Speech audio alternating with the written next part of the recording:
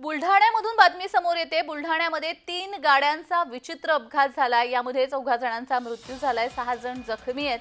खामगाव शेगाव रोडवर हा अपघात झालेला आहे। बुलढाणा जिल्ह्यातील खामगाव शेगाव रोडवर 3 वाहनांचा विचित्र अपघात झालेला आहे। या अपघातामध्ये जवळपास 5 जणांचा आता मृत्यू झाल्याचा समजतंय, तर 6 लोक गंभीररित्या जखमी झालेले आहेत।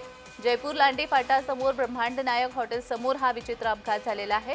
पुणे येथून परतवाडा इथे जाणाऱ्या एसटी बसला मागून 4 चाकी वाहनाने आधी धडक दिली, त्यानंतर खासगी ट्रॅव्हल्सने या दोन्ही वाहनांना उडवलं।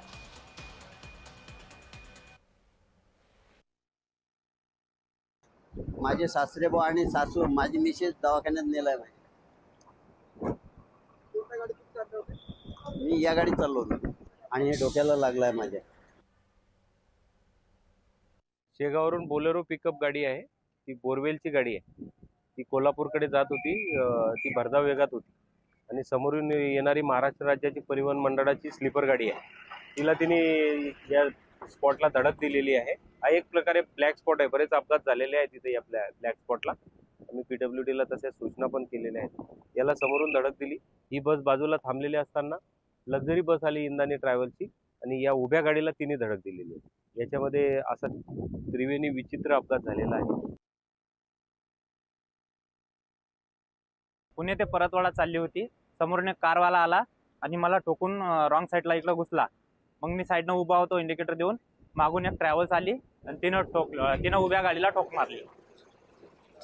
प्रवासी जखमी झाले आहेत, ॲम्ब्युलन्समध्ये पाठवलेले आहेत।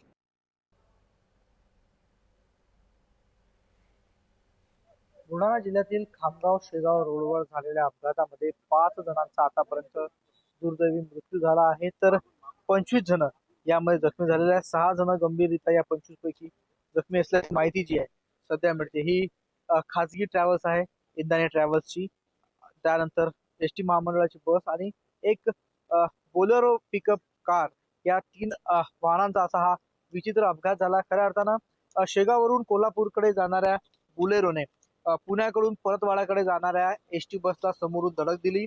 त्यानंतर या अपघातग्रस्त एसटीला मागून नाशिककडून अमरावतीकडे जाणाऱ्या या इंदानी ट्रॅव्हल्सच्या खाजगी बसने जोरदार धडक दिली। झालेल्या या विचित्र अपघातामध्ये बोलेरोमध्ये सवार असलेल्या 4 जणांचा दुर्दैवी मृत्यू झाला, तर या इंदानी ट्रॅव्हल्समध्ये असलेल्या एका महिलेचा देखील मृत्यू झाला। असे एकूण 5 जण या संपूर्ण अपघातामध्ये मृत्युमुखी पडलेले आहेत। तर एकंदरीतच मोठ्या पहाटे झालेल्या या अपघातामध्ये 5 जणांचा बळी गेलेला आहे आणि या बळीमध्ये ही जखमींची संख्या आहे। त्या जखमींना आता वाचवण्याचे शर्थीचे प्रयत्न जे आहे ते आता रुग्णालय प्रशासनाकडून केले जात आहेत।